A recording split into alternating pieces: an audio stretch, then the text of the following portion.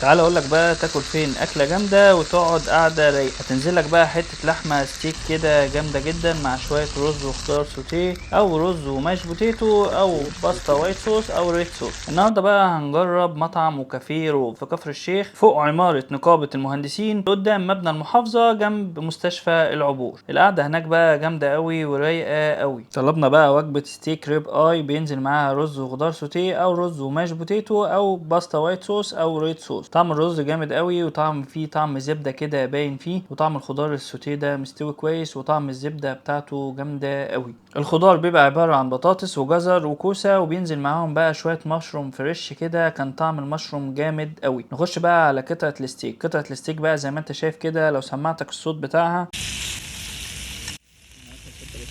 ولو قلت لك بقى الريحه اللي طالعه منها عامله ازاي بقى هتروح تاكلها على طول. طعم بقى الستيك بتاعها مستويه كويس، انا بحبها ويل دان وهي كانت ويل دان وطعمها كويس جدا وطعم اللحمه كويس جدا والقطعه كبيره جدا بالنسبه لفرد، والتتبيله بتاعتها الملح وفلفل بس كده عشان تديك طعم اللحمه لوحده، وده من احسن الستيك اللي انا اكلته في الفتره الاخيره. هتطلع بقى خايب وتقولي ما بحبش اللحمه انا بحب الفراخ اكتر، هقول لك تمام. جبنا لك بقى الوجبه دي عباره بقى عن نص فرخه كده مخليه ومعموله بنفس طريقه الستيك ونفس التوابل تقريبا، وبيبقى نص فرخه عباره عن ورك وصدر مستويه كويس قوي والتتبيله واصله لها لحد جوه، وبتبقى كمان اطرى من اللحمه وطعمها قوي قوي. بس انا من وجهه نظري اللحمه طبعا كانت افضل. قلنا نغير بقى ونجيب مع الوجبه دي ماش بوتيتو بدل الخضار السوتيه، والماش بوتيتو كمان كان طعمها جامد قوي، والفراخ كمان كان طعمها كويس والتتبيله جامده جدا، والرز برضو طعم الزبده باين فيه. وبكده تكون انتهت تجربتنا النهارده في مطعم وكافيه روف، وده من احسن الاماكن اللي ممكن تقعد فيها القعده جامده قوي. لايك وفولو عشان في تجارب تانية جامده جدا، ولو انت على اليوتيوب ما تنساش تعمل سبسكرايب للقناه.